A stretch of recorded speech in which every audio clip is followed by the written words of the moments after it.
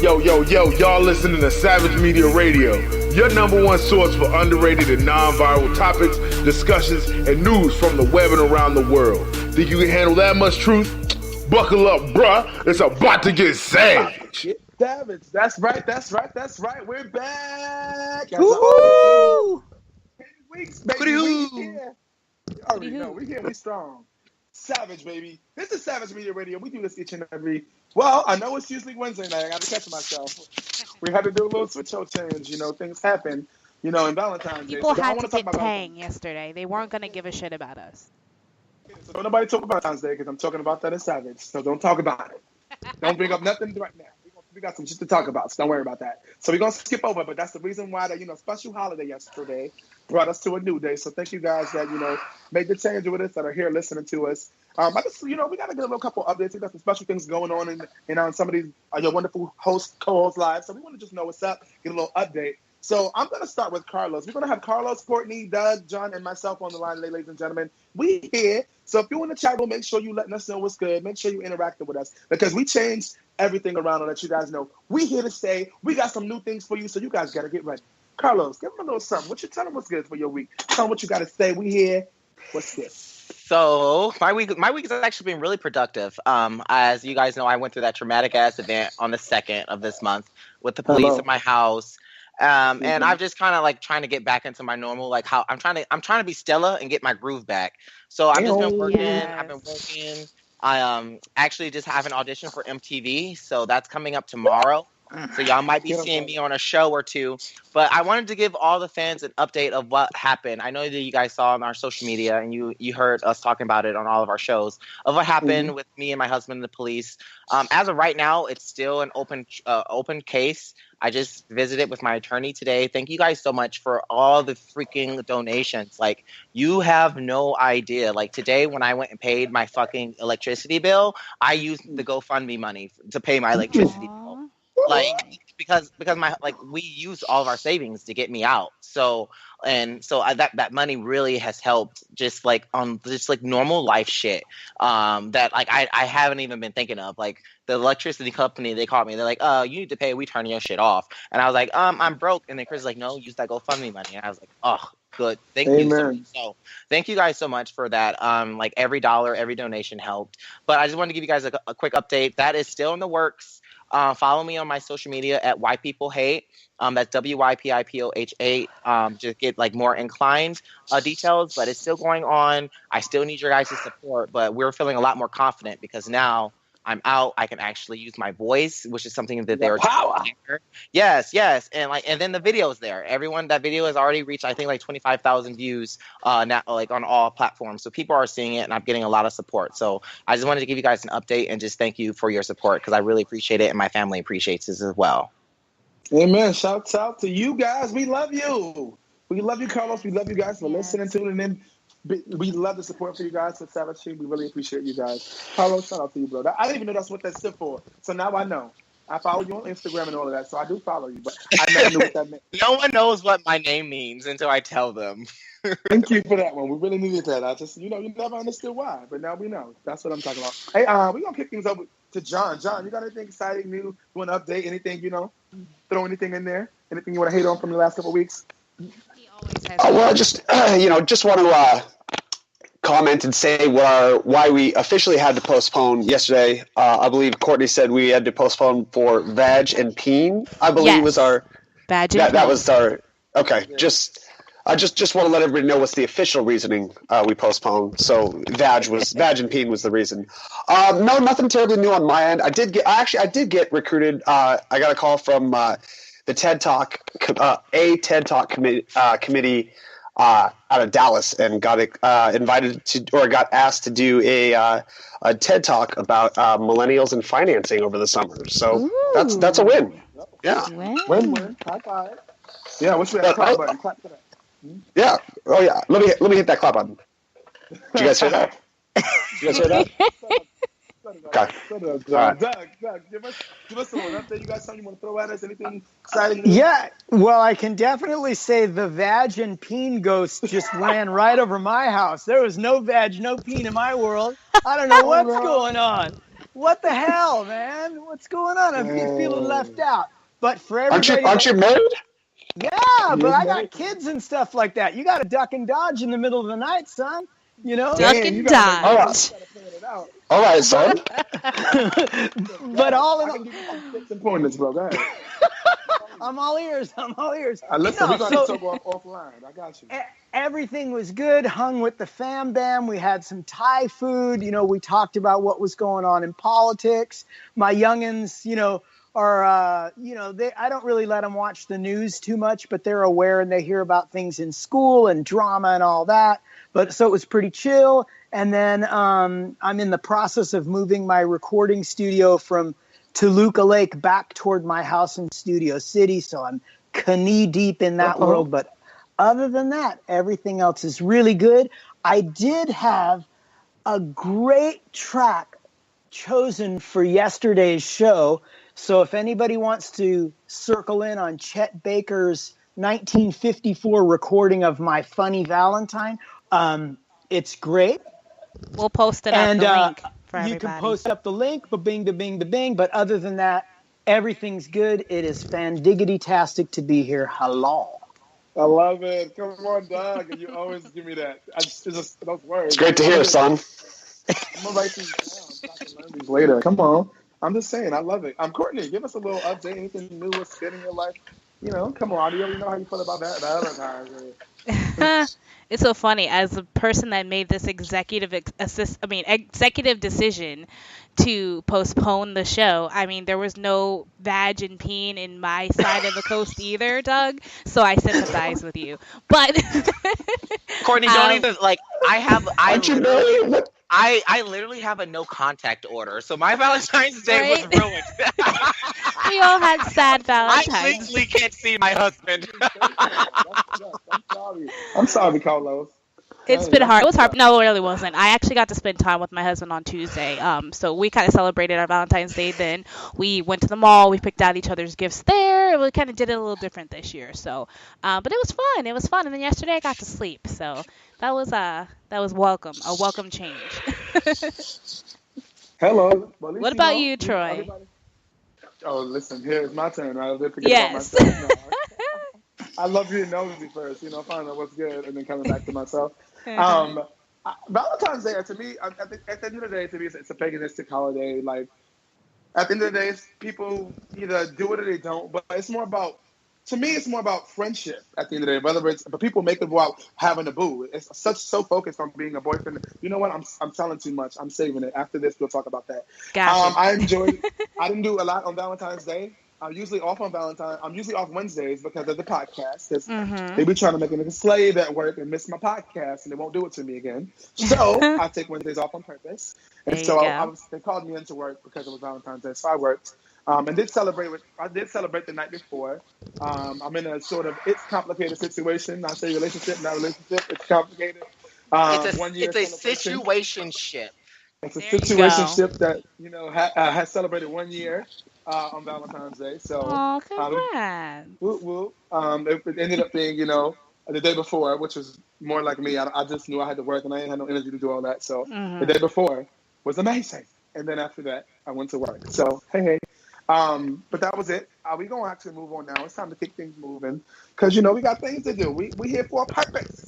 So, without further ado, you can catch our latest broadcast here on Spreaker, as well as SoundCloud, YouTube, and iHeartRadio.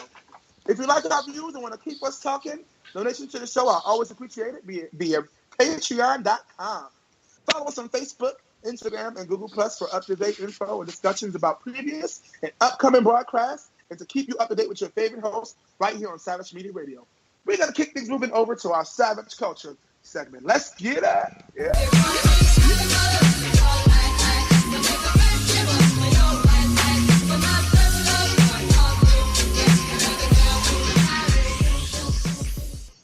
Hey, we about to get savage. All right, guys, we're here. And this is something that, again, the reason why I said I didn't want to talk about Valentine's Day, because I feel like it was only appropriate to talk about it. It's savage culture, with meaning that we talk about relationships usually in that segment. So, this is the topic today. Valentine's Day. Love it, hate it, or who cares? because I was scrolling through social media. I love it. I hope you guys love it too. Scrolling through social media, it seems as most people really don't care. And so at the end of the day, I know I've seen people who getting their things, getting all these gifts. Oh, it's amazing to watch and see, and then I see the people who sad about it and complaining, angry about it, mad because other people are happy and in love. You should be supporting other people in love. So, when you get your love and the people can support you too. That's how it should be. But that's another thing. People don't get that yet. But I just feel like, me personally, I feel like if you're in a relationship and Valentine's Day comes up, hey, enjoy that moment that you have with that person. Enjoy that. It's a moment. Because everything about life to me is about moments. Create a moment that will last forever. Enjoy it. If you're not in a relationship, don't be sad and angry about it. It's okay, boo. You will be in a relationship one day. If you keep with those antics being like that bad on Valentine's Day, you won't find nobody because you could have been at one of them Valentine's Day single events and found you somebody and got you some badge or peeing on Valentine's Day. You know what I'm saying? It was singles events all over the place. I'm just saying. So, if you're single on Valentine's Day, don't be angry. It is what it is. Just don't go on social media on Valentine's Day. Post a hey, how you doing? Good morning, let it be. That's that. Don't look at it for the next day. And that's that. So, love it, hate it, or who cares? I'm going to kick things over and move things over to John. John, you tell me what's up. You would start with John. Yeah. We just get me out of the way because I'm actually pretty indifferent to Valentine's Day as a whole. I think it's totally overstated sometimes. I think there's too much pressure on both parties that are in a relationship for Valentine's Day. I think if you're in a good relationship, you should always be letting your partner know that you're aware of them and glad to be with them. And I think, I think there just needs to be more of that in relationships as a whole. And just devoting one day to that in February is it's okay. I don't hate it, don't love it. I mean, I didn't get any badge last night, but apparently nobody on this podcast did either. So calling it badge. Courtney started it. It's badge and heat. That's so gross. I don't care. I don't care. You don't have one. You don't have one. You touche, Courtney. Touche. Carlos, you gotta be fair. So since you're talking, Carlos, come on. Because you all married. right.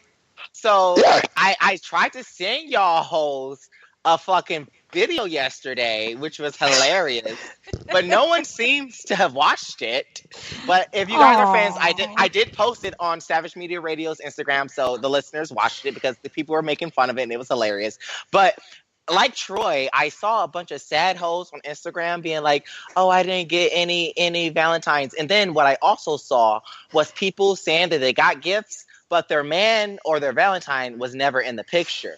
So being the business mind that I am, I thought of a business concept and I was like, what about Casper Gifts? And like, we can help you front on the hoes on Instagram. Like, you just got to like predate it. So like on February 12th, submit us what you want and we will send you gifts that you purchased yourself and make it look like it came from a nigga. So I made this whole skit. I want to sign up to be down with that. Can you put me in? Right? It's called Casper and Company because it's like Casper the Friendly Ghost is your Valentine. That was my whole idea. So it's called Casper and Company, and like I made this whole skit. I sent it to you guys, so watch it afterwards. If the listeners, if you don't know what I'm talking about, look at our post on Instagram. But it's a 1-minute infomercial about my company, and it's fucking hilarious. And that's how I felt about Valentine's Day. Like, everyone was like, oh, I can't see my husband. I can't see this person. I was like, first of all, I legally can't see my husband. So what am I going to do? I'm going to turn today into comedy. So I just used everyone's hurt and everyone's sadness and happiness, and I just made skits all day. It was amazing. That's entrepreneurship right there, Carlos. Very well done. And for the record, you didn't send me the video, so don't say you sent it to everybody. Okay, sorry. You know what? I did not send it to you. You right. I just want everybody listening to know that I got left out of this one. It is on our Instagram, so you can watch it on our Instagram. But no, okay. He deserved a personal invitation, Carlos. Like, don't skirt by that. This is true. I'm sorry. I just literally, it's the two people who respond the most, and I just clicked them. Y'all, Coco and Troy, y'all be texting a lot, so y'all name popped up. Okay, so I just clicked the two. What is there a group text going on that I'm not in? What is going on? Oh my goodness! Oh, for the 50th time, get on Facebook. Are you kidding? That's why you didn't get it. Because I did. I sent it to the group on Facebook. That's why you didn't get it. I was leaving that part out. John, why? Courtney got to call me out right there. Trying to Of make me feel course. bad. I really felt bad for a second too. John, why are you running from Facebook? I don't know. I don't really have a good reason actually. I wish I had a good one.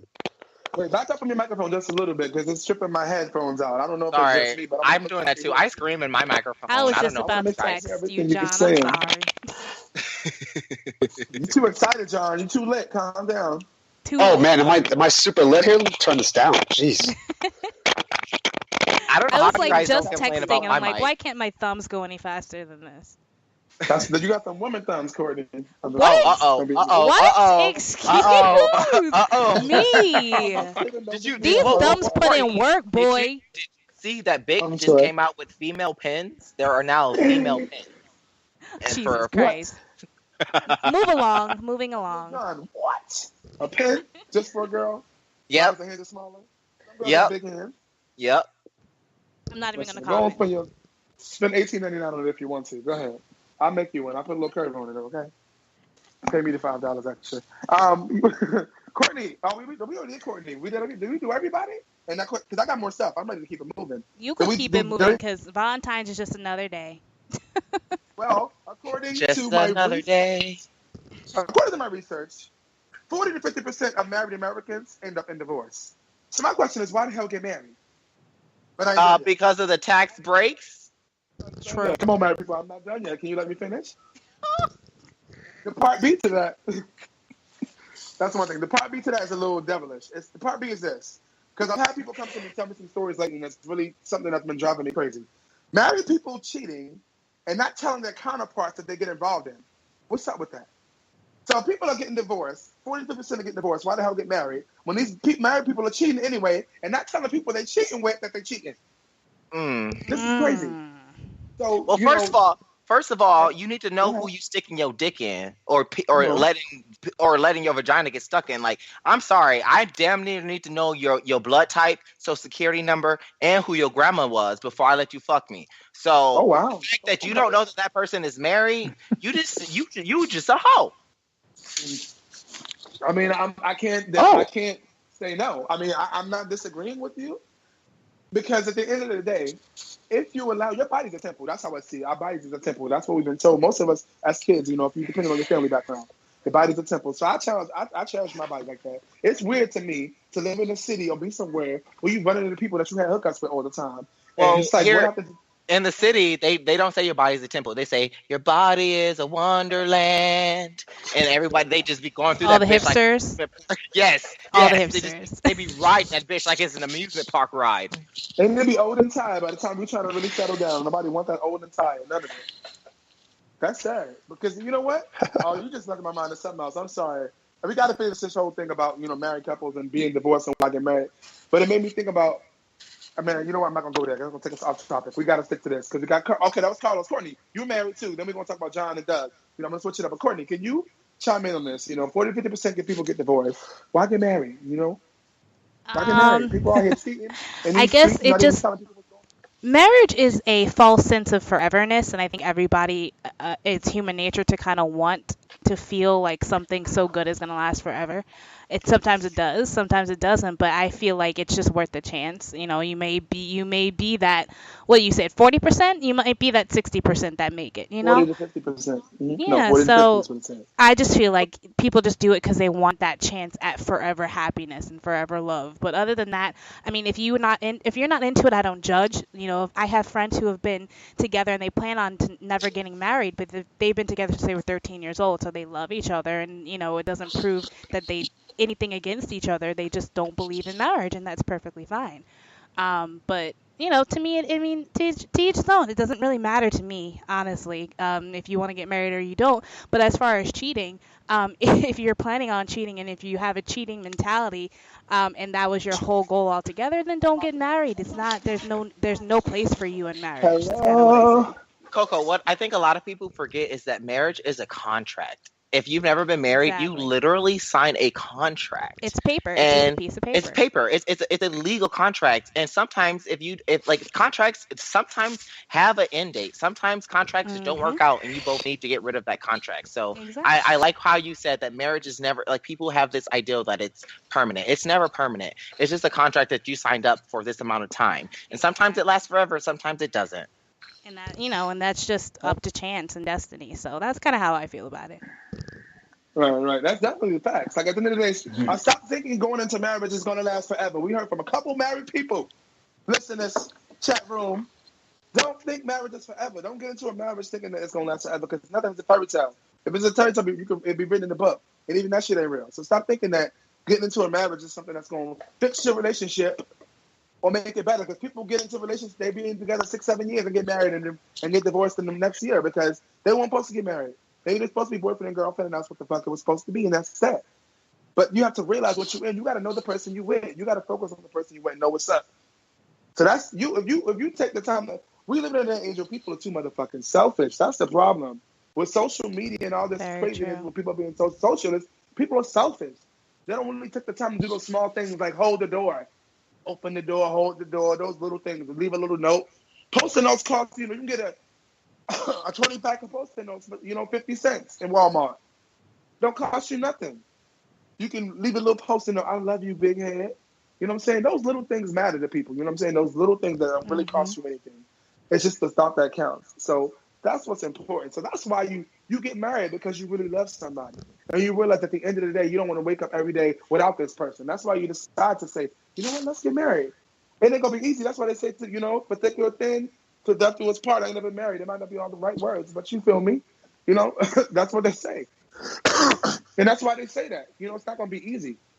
If you think it's going to be rose petals and sunflower fields, then you're making the wrong choice and you're in it for the wrong reasons. But let's go back to the thotty. But no, we ain't finished yet. We didn't get to Doug. Doug didn't say nothing. He probably real quiet, but I want to hear what Doug has to say, because Doug is kept too. Doug, I've got a lot to say about it. I've been happily married for a long time. I don't think that marriage is for everybody. I think that there's a lot of reasons why people can jump into a marriage. And if you're jumping into a marriage for the wrong reasons, it will bite back fast. But if you choose to jump into a marriage for the right reasons, whatever those are, I think that it's a great thing to have a companion. But I also think that, life is long, and when you want to be running parallel with somebody, and that's a beautiful thing. And then sometimes things go south, whether the love isn't there anymore, or somebody gets sick, or somebody isn't interested in the relationship. So not only is getting married something that you would never want to do lightly, but then you got to work at it once you're in that committed relationship. And so the arc of my relationship with my wife is Federica and I dated exclusively for 5 years, exclusively. Then we were married for 5 years, okay? And then we had kids. So we didn't even get anywhere close to the kid idea of the equation until we were 10 years deep. And we knew like, hey, you're with me. Like we're, meaning like we're partners we're partners in crime. If the boat goes down, we're both going down with the ship. And I know that Federica is the best person in the whole wide world. And the reason why there's no cheating in the dynamic of our relationship is I hold her in such high regard that I would never do something like that ever. You're not stupid. There's that, and there's also I have too much respect for her to ever get anywhere close to that. Now, does that mean that relationship, my relationship, maybe because I come from the entertainment world, is kind of a rare one, for somebody in Los Angeles to be married for a long time. But Federica and I never jumped in ass backwards to the relationship. We've always been very, committed to one another, and we didn't bring kids into the equation for a real long time. So now where we are in this chapter, Federica and I, we've had great wine in every city in the world, and we've been here and there and everywhere. So now that there's this new chapter of having kids, I'm going to circle back on Valentine's Day. We bring our kids with us on Valentine's Day. I love that's how we do things. Is that for everybody? I love it too. But like Federica and I, like when we brought the kids into the mix, we've never we don't spend time away from them. We spend time with them. When we have Valentine's Day, it's a family function, not just for Federica and I. So I'm very blessed and fortunate that I made the right decision to be with this person. And it's work, and you always have to work at it. But if you want to get married, you both the people have to make sure that they're in the right headspace. Don't jump into it, but man, don't take it lightly. Be serious about it, and you have to put a lot of work into it. And if you do, you get a lot of rewards from it. Love it. Well, come on. I hope people out there listening. That was really deep. I don't know if you're already doing something like this, Doug, but I want to challenge you and your wife. Like, this is amazing, hearing what you just said. And I feel like that's like a gem, a hidden gem that a lot of people don't know or don't need to hear. So I feel like if you're not doing something like this, maybe you should start to consider, you and your wife, maybe talking to other couples who, maybe need help, or maybe consider breaking up, or just maybe say, hey, we want to give advice. Maybe start a Facebook page or something. In regards to it, I just feel like people need to hear what you're saying right now. That was really I mean, on my end, I would be if people out there, because people out there, they're not sure about relationships or how best to play things.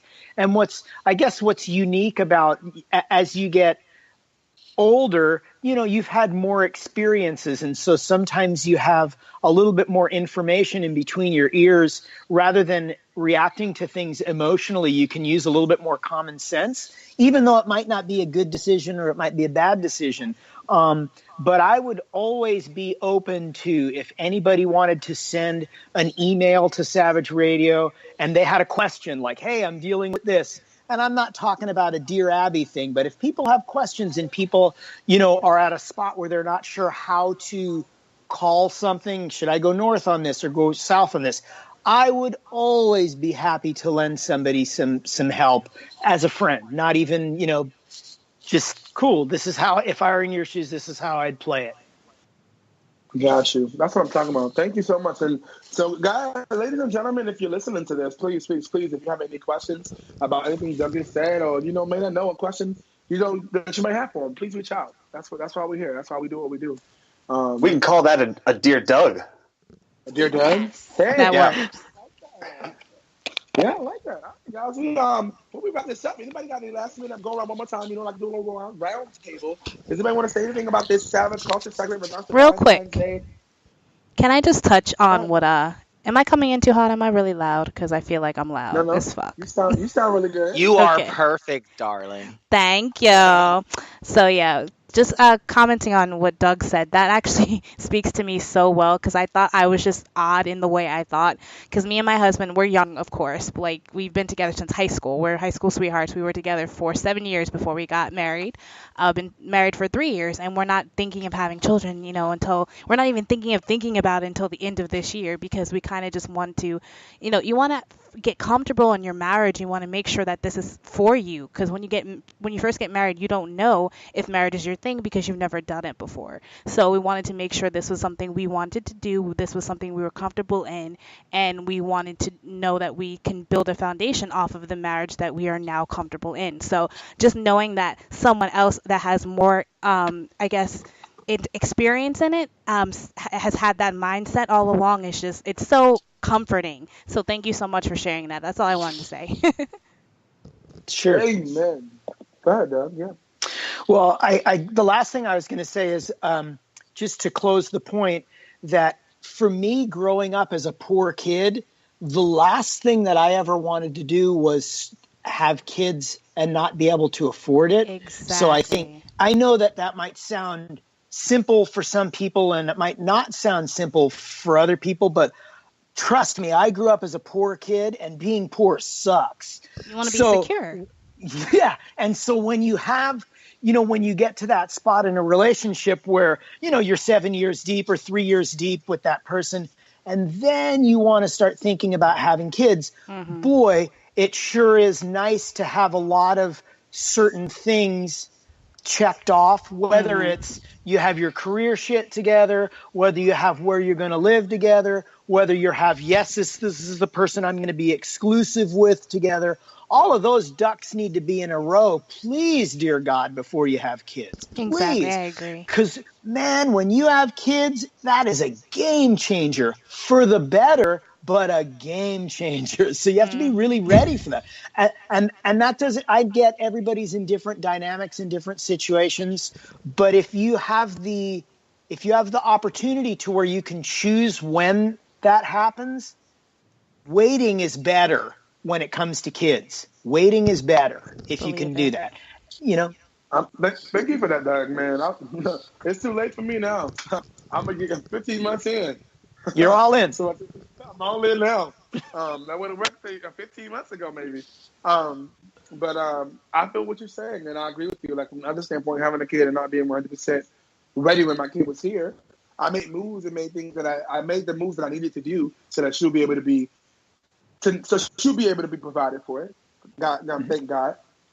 Because I became a parent and realized that being a parent is more important. My daughter didn't have to be here. So she doesn't need to live the life that I live because I was a poor kid too. So I want her to live the best life that she can live. Her mom wants her to live the best life that she can live while she's here because she didn't have to be here. And so that was the one thing that changed my life. I don't do that young stupid shit I used to do before, I had a kid. Now everything I do, I think about it because I don't want to end up in jail or dead.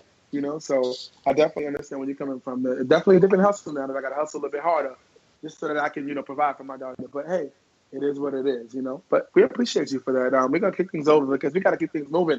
We got a new set. We got a new setup.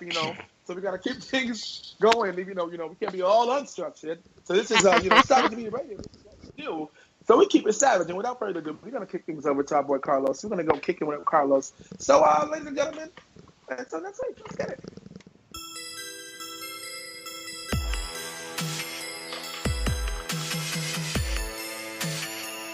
Hey. Troy, don't worry about it. I know you got a daughter. I will take the responsibility for us black men and getting arrested. I ain't got no kids yet, so don't worry. I got us. I take responsibility, so I will be the head of this. No, I just had to get that joke. Totally joking. Today's segment is going to make y'all uncomfortable, but I really don't give two fucks. Like I never do. And is it gonna get deep, like really deep? Because I like it deep. So we're getting into a subject. Oh yeah. A subject. We're going Inception status. Okay. So today we're talking about colorism and naturalism. What is the difference?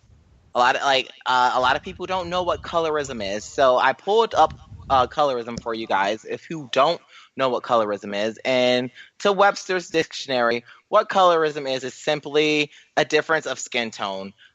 It's how African Americans and people of color identify each other within our race to establish almost authority or almost like you're better than.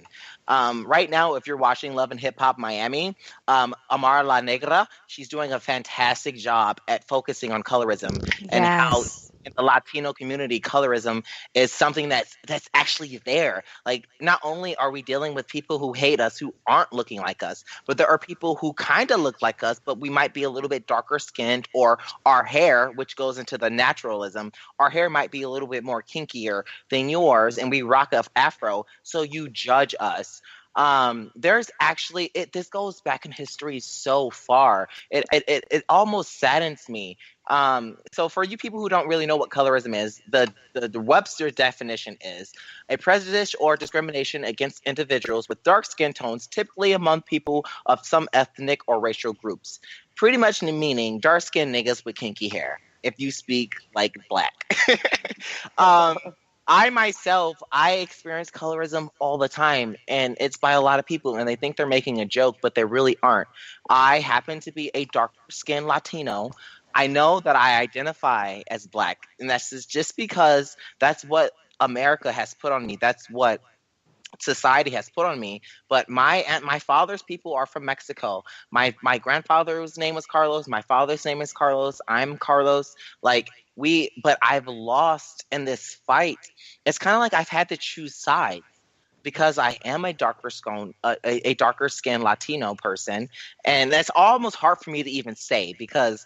Also, if you know my personal story, my mom was a crackhead. I was given up for adoption. Like, I was raised by white folks who adopted me. So, like, my self-identification is all fucking screwed up. But I know who I am today as an adult. I am half Black, half Latino, and that's who I am. But it's so hard for people because when I go to interviews, they look at my resume and they're like, this person's college educated. He has great credentials. Then they see my name. And then they're like, oh, he's Latino. And then, of course, they do the interview on the phone. And like I sound now, I hate, but this is also a part of colorism. I sound white. And that's what a lot of people say. Oh, you sound white. No, I'm just articulate and I went to college. So don't judge me on something that I did to better myself. If you really want to go there, I can go back to the streets edition and fuck you the fuck up in the same point, which is why I know, but that's why I love podcasts because I can do this show and I can be very articulate. And then I can do Real Shit Fridays, and I can just be my real self. Be ratchet as fuck, and I love it. Ratchet as fuck. It's such a different show. It's such a different show. But does that mean I'm a different person? No, I'm the same person. I just have different barriers, and I have different ways to articulate myself if I'm trying to convey myself. So, Courtney, thank you for chiming in. I believe, I don't know your nationalism, but I know you're not all Black, right? I think we talked about that. I think because that was like one of my first questions. I was like, I can't do this show with a bitch who ain't a little bit ethnic. What are you? Interview process. So, have you experienced colorism? Have you experienced naturalism, like changing your hair? You know me, I change my hair all the time. Mm-hmm. I just cut off my fro, and people are giving me shit for cutting off my fro. So have you experienced this? Is this real? Yes, it's kind of crazy. I think I'm probably the best person to ask this fucking question to. To answer your question, I'm African American, I'm Arabic, and I have a little bit of Brazilian in me. It's like a very small percentage, but basically I'm Arabic. I knew something. I knew it was something. Yep. So I do identify as both, in all, I'm Arabic and African American. So it's kind of, I kind of experience it from both sides. Like in the Black community, like same with you, I'm very articulate. Over the phone, I could either, depending on who I'm talking to, I'm either a straight up Jersey girl from the North, or I talk like white girl. It's called your customer service voice. Exactly. It's when I'm trying to get shit done. Hello, this is Carlos Dillard. I'm very bitch. I'm going to be getting shit done. It's my customer service voice. I didn't know what it was called. I didn't know what it was called. Thank you. That's what I'm gonna call it from now on because I got that too. As an MC, as a host, you got to be able to talk in front of a vast variety. Yes, exactly. That is your customer service voice. That's the voice that you put on. Writing that down when you're trying to get customers to service you. Exactly. Perfect. So I experienced it from the Black community because they're like, oh, because I'm not light skinned. I'm actually a brown skinned girl, but I guess next to someone who's darker, I might look light skin, I guess, but I'm too brown skin. And so people are like, oh, you light skin, you think you better? No, I really don't. I was fucking poor. I'm still pretty much fucking poor. I still have issues. No, I don't think I'm better than you. And then when it comes to the Arabic community, there's some people who are my color in my country, but there are not a lot of people who are my color who are Arabic over here. Just the way it was, it became generationally. It's just the ones that are in America are usually a little bit lighter. So when I say I'm Arab, they look at me sideways, and I'm like, I really am. I promise you. And I start spitting off all this knowledge. But that's what colorism is. Exactly. The fact that you have to be like, I really am. I really am. Bitch, I promise. Bitch, fuck you and the pussy you fucking fell out of, whore. Exactly. And that's what I would be if I was on the streets. I would say just that, because I have to be poised and I have to be, more articulate in the business that I'm in and what I do.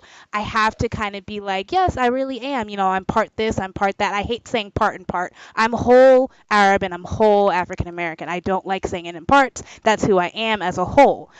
So exactly. It's really hard to kind of express how frustrating that is. But I totally Yeah. understand. Yeah, I totally have had those experiences where Right now, right? Oh, go ahead. no, what were you saying? I was gonna say, like, right now for me personally, like, if you guys have followed me, Courtney, you've known me for about almost like a year now. We've been in contact. Like, I've rocked my afro with pride. I don't give a fuck. I'll change my hairstyle. I'll do dreads. But this incident that has happened to me has shook me to the core. And you know what really saddens my heart is when I went to court and I couldn't do my hair in jail. That is what made me Crazy. realize that Wow. naturalism is a problem. I didn't have the products to make my hair look acceptable, which hit me to my core. I did a video about it. I cut off all my hair, and I know, Troy, you did a comment like you're not your hair, and that was like my whole thing about my video is that I'm not my hair. I don't carry it on my shoulders, but society carries my hair on my shoulders. And now, You said go ahead, Troy. I was gonna say you showed them better than you could tell them. You were like you. Exactly, like I showed you, I'm not my hair. Yes, without the afro, I'm still talking about the same causes that I have. But Exactly. I do have to let you guys know, the last 7 days that I've had my hair cut, how many videos have I put out about anything? Like, I've run into less incidents. I've run into less comments. I've run into less looks. People don't follow me throughout the store as much because right now, with my hair cut, I look like a very articulate, well kept. I have like almost a military type hairstyle, and it makes an entire difference. Carlos, can I chime in real quick?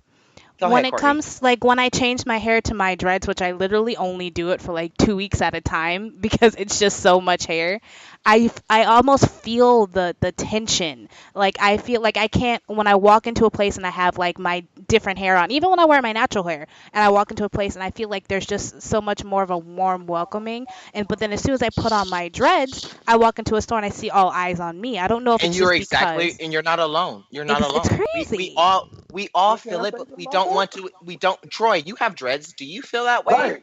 That's why I was like, let me say something about this. Like, I don't really. Maybe it's because of how I keep my I keep my hair well kept. Like in regards to like myself. Like I keep it neither can. But to Courtney's and I's defense, your dreads are long and they're natural and they're yours. You've had this hairstyle for a long time. But Courtney and I, we just changed put our it in. hairstyles. We put that shit in. So one week I might be bald headed. Next week I might have 13-inch dreads. You don't know. So I feel it. I feel like what you're going to say is that you don't notice it as much, and naturally you wouldn't because when things happen to you, you become accustomed to it. But I don't want to put words in your mouth. What were you going to say? No, I was just saying that it maybe has to do with all about how it's presented too, because I'm so used to working corporate jobs that my hair is always, regardless, it's always either in a bun or in a ponytail, well kept, so it doesn't look like dreads or like it's never out. It's always in a ponytail or it's always up, and so I always look like I'm well presented. So that I don't have that. You know what I'm saying? Like I don't get that. So I'm thinking maybe because of that. But I did. But first of all, it's not all mine. Now it's mine. Before it wasn't all mine. I got lock extensions 4 years ago. I just cut them off. I just cut the extensions off. And now I just did my hair. Remember I told you guys last week I was doing my hair during the podcast. That's exactly what I was doing. I was cutting the extensions off. You were getting your fucking hair done last week, weren't you? You were. That is true. You were fucking podcasting with your hair being done.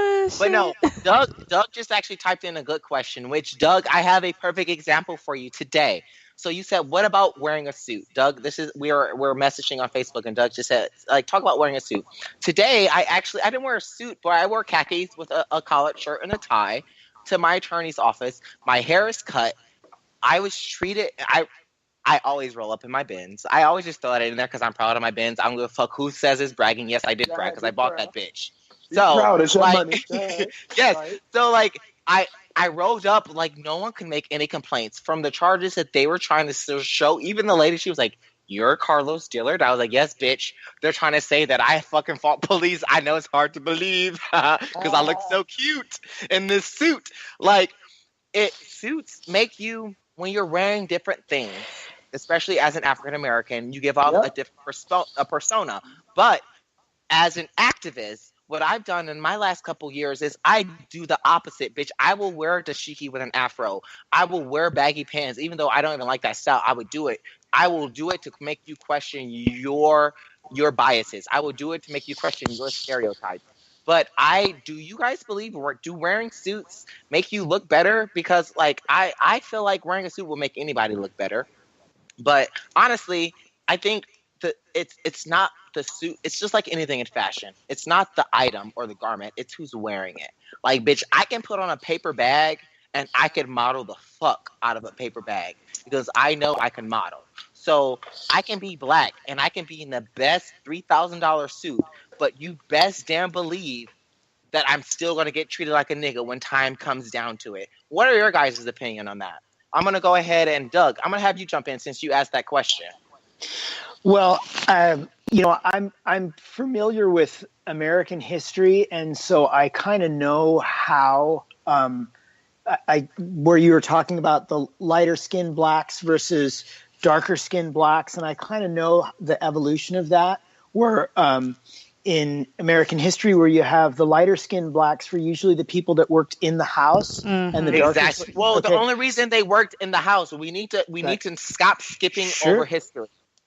It's because the slave owners raped the fucking slaves, and their children were the offspring who were lighter skinned, and then the fucking fathers felt bad that their offspring were being slaves, so they gave them a better opportunity. We need to stop skewing over that fact. That fact is known. That fact is something that is very specific because that is what creates the diversity within our own race. But go ahead, Doug. Let's continue. Well, I appreciate you saying that because I kind of feel like a dick saying that, but it's better that if it comes, it's easy, because I'm not black, so it's like, what the hell is this guy talking about? But I'm going to stop you there again, Doug.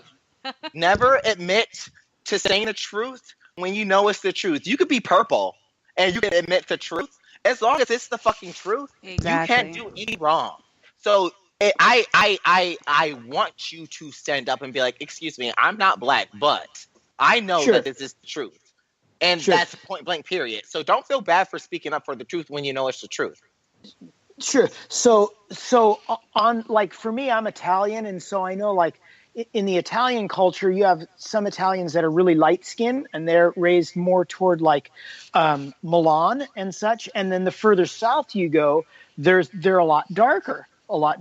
And so even within the Italian culture, the lighter ones have a tendency to get different kind of office jobs. The darker Italians have a tendency to be more laborer kind of jobs. So, Doug, do you know what that's called?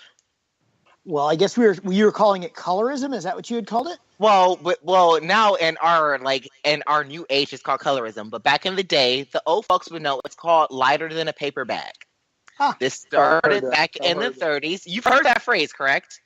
If you're lighter than a paper bag test. Yep. Yes, the paper bag test.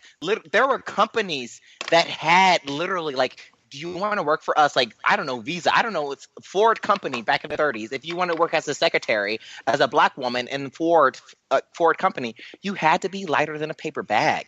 Like, literally, they would hold a paper bag up to your skin. And if you were not lighter than that paper bag, you were not qualified to work for that.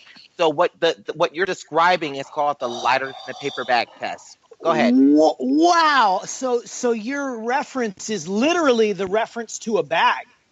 It's literally a reference to a fucking paper bag. Exactly. Wow. Did you know this goes as deep as our first what are they called? What is that called when you're in college and you have like a fucking a sorority? The first black sororities, you literally had to be lighter than a paper bag to be part of the AKAs. I'm researching this right now. It's on fucking Rossberg, and it says from 1928, the fraternity and sorority AKA at Howard University, which is a black college. It's a black college. You had to be lighter than a paper bag to be associated with this. If you guys don't know this reference, the modern reference is in Hairspray with Johnny Depp. Yeah. Oh, not Johnny Depp. Who is it? John Travolta. John Travolta, Queen Latifah. They reference it in that movie, and that's the most modern reference. But this is a real thing. Wow. Well, I have to say thank you because I love learning something every day, and that is That is a heavy piece of information. Wow. But thank you for sharing that. Colorism, it's real. It's real. Wow. It's fucking real. It's fucking real. Like, I didn't get to everybody in this segment because I know this was like a huge segment, but I'm just gonna end with this. Like, it's okay to be who you are. It's okay to acknowledge what you know. But just like Doug said, I didn't even know that. Y'all need to research. Before, everyone forgot about net neutrality. It went through. Pretty soon, y'all won't have access to this shit. Research right now before they charge you to research, because I bet you won't be researching colorism in brown paper bags if you have to pay for that shit, because I won't be paying for that shit and I won't be researching it. So research it now. And this is why I love doing this podcast, because I have the platform to speak my voice, no matter how ratchet or articulate it might be. I have a voice, and that's a thing that a lot of people don't have. So I'm going to end this segment of Picking It with Carlos with just use your voice, use fucking Google, and educate yourself. There's a lot of topics that we went over today: colorism, brown paper bag, naturalism. If you didn't know what I was talking about, do the due diligence to find out. But next time, kick it with me. And I love y'all. Much love.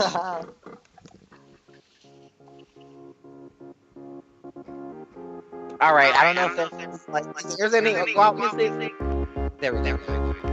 It's been playing forever.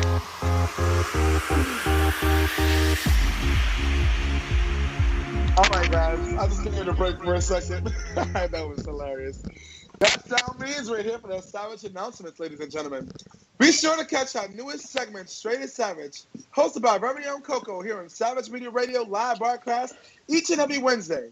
Savage is the name and debate is the game. Listen as we bring some seriously raw, unfiltered, relatable, and debatable topics that are sure to ruffle them more than a few feathers. That's Straight Savage. Wednesdays right here on our live show, broadcasting every Wednesday night at 8 p.m. We're excited to announce that we will soon be launching another show here on Savage Media Radio called Job is Problem, hosted by our very own John Mercer. Be sure to check out the Power Pack and the informational podcast about what is affecting business today and how we can make changes for a better tomorrow. Stay tuned for lunch tech announcements and other info on this spectacular show. The Job is Problem with our very own John Mercer right here on Savage Media Radio. We're looking for talented singers, songwriters, rappers, in the light of the feature of our weekly segment, Today in Music. If you would like to be considered, if you would like to have your work considered, feature your work on our show, Today in Music, please hit us up on savageonair@gmail.com and be sure to include your name, best contact number, and links to your SoundCloud, Bandcamp, or individual tracks. And be sure to include the title, Today in Music feature, in the subject line. We're excited to hear from you. Now we're going to move things over to Straight Savage with Miss Cow.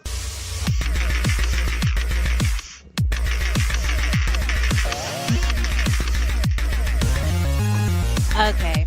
You know what's really awesome is, Carlos, your topic actually falls right in line with mine. I love Doesn't this. it always? I love how fluent this is. This is like awesome. Like, this is badass. But just like you, Carlos, I'm going to make everybody very fucking uncomfortable. And you guys are going to have to be very honest for this to work. So today, the topic I am covering is stereotypes. Now, everyone who knows me knows that I do not like generalizing. I don't like when people are like, all women do this, or all gays like this. I don't like it. It irritates me. It's a pet peeve. But I can't avoid it because, honestly, in my head, sometimes I do it myself. I just don't verbalize it like a lot of people do. And I think it's human nature that we all sometimes kind of think about the stereotypes, and that might affect our opinions or our actions or things like that based on different religions and based on different ethnicities. So basically, I want to kind of bring up stereotype in a whole. So the definition for stereotype in the dictionary is a widely held but fixed and oversimplified image or idea of a particular type of person or thing. That is a literary definition of stereotype. Now, today's society, we have kind of made this definition evolve until basically opinion is truth. Now, we all know different types of stereotypes that are out there. Asians can't drive, all blacks steal, Christians are the biggest sinners. We all have heard these, and it's just life. It's just, especially American life. It's just the way it is. So basically, what I kind of want to bring and I pose to the team, I want to call on every last one of my hosts, and as well as the listeners, if you guys want to chime in on the chat, is what stereotypes have you come along to believe that are true, based on your experiences, based on things that have come up in your life or your own, even if it involves your own ethnicity. What stereotypes are true to you, and that you can be as truthful as possible. There's no judgment here. I also want to know what stereotypes have you not come across. So basically, if there's a certain set of people that people are saying are cheap or are angry all the time, but you just don't see it. Which one of those kind of don't resonate with you? I'm gonna give my own examples just to kind of keep the ball rolling right now. For me, I always grew up hearing that Latino men are players. And I've heard that my whole life growing up, and I've gotten hit on by a lot of Latino men. I've had a lot of people, kind of approach me that are Latino, and I've always kind of had this in the back of my head from, my elders, even people that I know that are Latino that say that their men are cheaters and players. But for me, I've had the experience of a lot of my friends being cheated on or hurt or being in three-way relationships with a lot of Latino men. Now that doesn't mean that only Latino men are players in my mind, but I do kind of see where maybe it kind of originated. I'm not sure, but this is kind of my theory, because I know that in the Latino community, and you guys, Troy and Carlos, you guys can correct me if I'm wrong, but the Latino community is very sexualized in a very good way. It's a very romantic, you guys speak a very romantic language. My burritos. Yes, yeah. Yeah, Like, Very, very sexualized. it is. So, I agree with you. I feel like just the whole flirtatious, debonair, Rico Suave thing of the past kind of made it where, Latino men are flirtatious. Maybe they mean no harm, but maybe some men take it to another level, like a lot of men do, and play the field. So that's kind of where I feel like that kind of came up. But to me, I feel like that might be true, or not even true. I feel like I get where that stereotype comes from, because I've had a lot of my friends have their heart broken, and I swear to you, 90% of the time it is a Latino man. But maybe it's because Latino men are irresistible, and all my friends want Latino men. I don't know, but that's kind of where I got that from. But as far as one that I disagree with, it would be that Jewish people, we're on the religious side of things, Jewish people are cheap.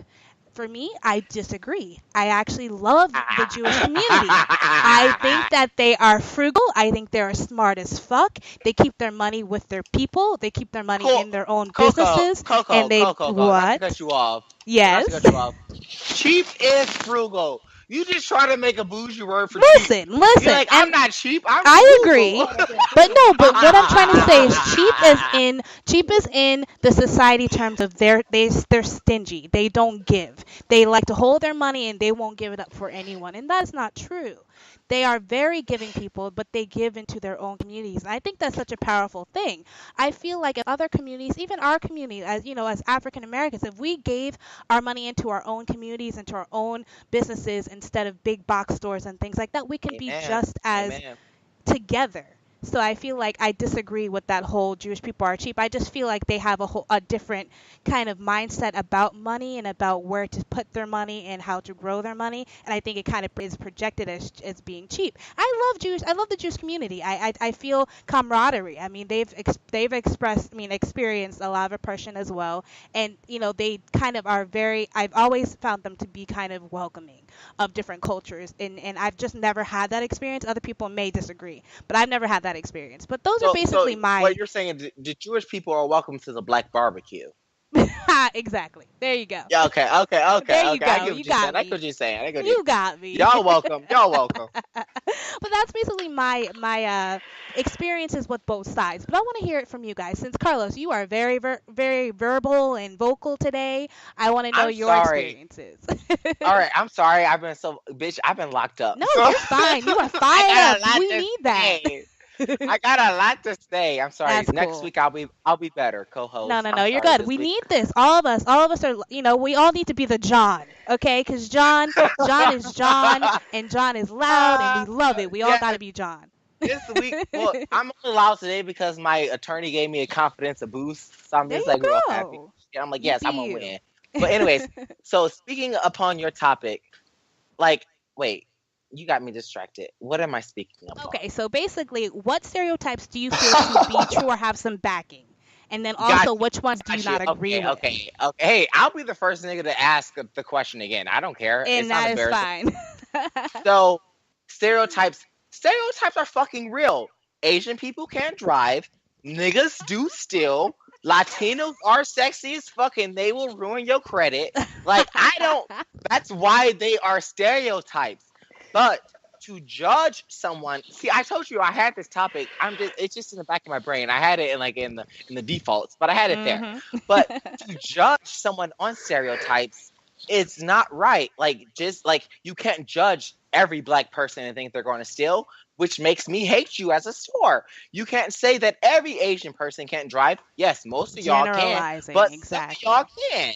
You know, don't generalize. It goes back to what I've been saying all fucking week on my social media. Treat others as you want to be treated. Yes. Can I say something to that? Yes. My Yes. mom always told me, don't do something to somebody you don't want done to you. Exactly, You know and what I'm I'm not exactly, and I'm not even religious, and I believe that's a commandment or something. But like, that's just a human decency. I would treat you with respect if you treat me with respect. I would treat you with dignity if you treat me with dignity. Like, just like but I will let you know. Don't be naive. Stereotypes are stereotypes, which is the definition of stereotypes for a reason. Don't be fucking naive. Not every Exactly. black person is out there to help you. Not every Can I black say- person will rape and kill and pillage because that's Yeah. what we've meant. That's what we've shown. Now there is some. If I get deeper into it, there's a reason we were raping and pillaging, but that's a whole nother issue. But we have the stereotype to do that. Latinos, perfect example. Perfectly fucking example. I don't know if you guys have seen my video where I was robbed at the car dealership and then the police got called on me. I don't know if y'all saw that video. Sure did. Christopher, my husband, said a very stereotypical comment before I did the deal. Chris is like, these are Latinos and they're going to steal from us. Crazy. And it's crazy because they did. They stole everything. Jesus. Let's get John in on this. John's been kind of quiet. It's true. Go ahead, John. What do you want me to chime in about here? Yeah, I just I'm want to know your experiences with stereotypes in general. Like, what do you agree with? What do you think is out there in the world because it really is? Just your opinion on it. All right. So first of all, I'll say this: I hate stereotypes, and people that automatically make judgment on somebody based on a Yes. stereotype Yes. are usually garbage people as a whole.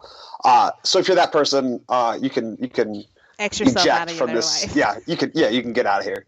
But I will say this, and I'm inspired because I got the Winter Olympics going on. We got the Winter Olympics going on right now. But have you guys watched any of the Winter Olympics? Have you guys watched any of the curling? Yes. That's a very white sport. Very It Asian is. sport. Stop it, Carlos. It is. Is that It the is. hairdresser one? Is that the one where they're doing hair? No, happening? that's like where they are scrubbing the floors like slaves to make the ice smooth, so the fucking marble can get in the middle. I sadly know this because I watched the Olympics, but it's a very white sport. All right, John. What were you gonna say? It is about as white as it gets. And that's why I bring this up, just to kind of throw a little levity into the mix. But I was in Canada last year in Vancouver, and if you think Canadians are nuts about curling, it is on 24/7 on two different channels on basic cable in Canada. 24/7, you can watch curling in Canada, like on the reg. I don't know how people do it. I don't know why people do it, but it's absolutely mind blowing. That's heartbreaking. No, that's not heartbreaking. That's torture. Yeah, that is legalized torture. Oh my They're getting a goodness. check, though.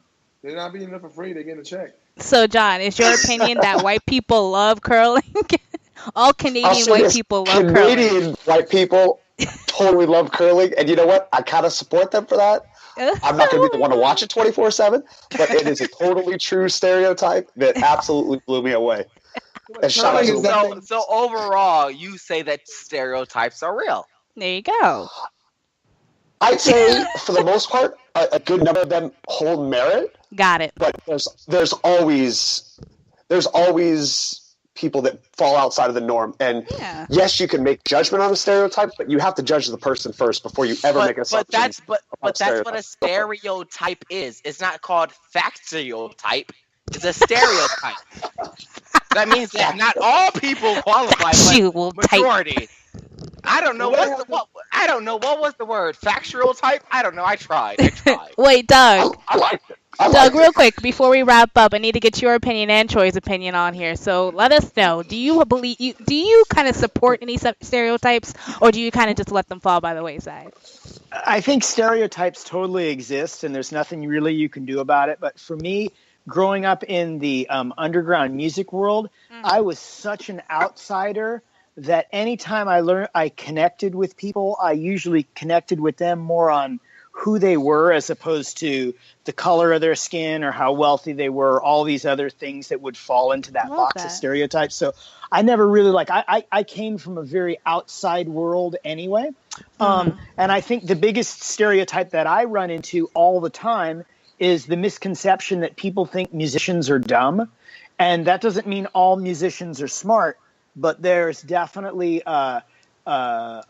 for me, being a guy that's been involved in the entertainment business for a few decades, every day I'll talk to people on the phone, and they're absolutely shocked that I can carry on a complete sentence and talk about intellectual property and such. So the stereotype for musicians definitely exists in that people have this preconception that they're drunk and loaded. Let me say something on that, because music is literally my life. So just to put it out there, like of course for Troy and Doug, because you guys are musicians, you guys are creative people. I think musicians are probably some of the smartest people you can run into. It takes a lot of talent, a lot of focus.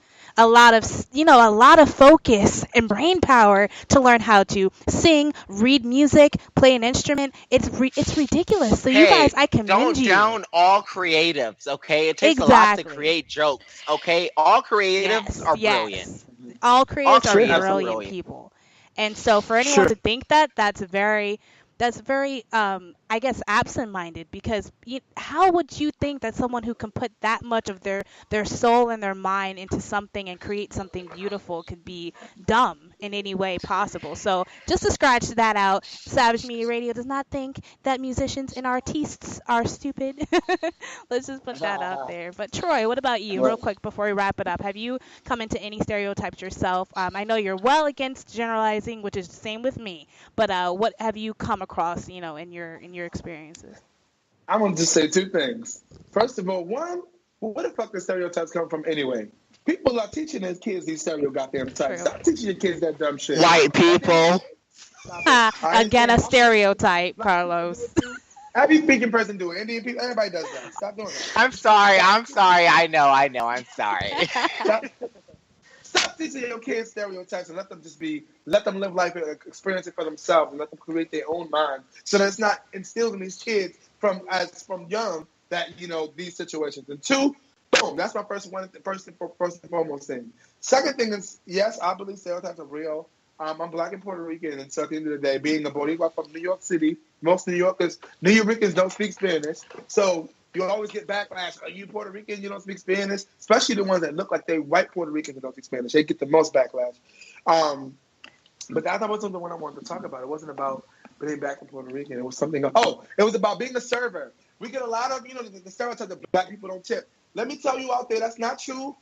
Yes, it is. Yes, it is. Yes, My father be putting $3 on everything on $150 bill. No, come on. Okay, Troy, I'm not going to stop you there. I only tip 10 to 12%. I don't tip no more. All right. So black people don't tip as much as white people. Yo, Troy is fired up, guys. Let's let him finish. Because if you guys deliver to only tip 10 to 12% of your service is great. You lucky they probably didn't spit in your Coca-Cola, your ass. Don't tell me you only tip no 10 or 12%. This is why I said that. That's not true. Because working in Harlem, working in Olive Garden in Harlem, there a lot of the black people that I do get, because of my service being A1, they tip me 20% or more. So that's not true because it's Wait, what? Wait, what? Yes, this is real life. Where are you working? Listen. Let me tell you, it gets deeper. It gets deeper.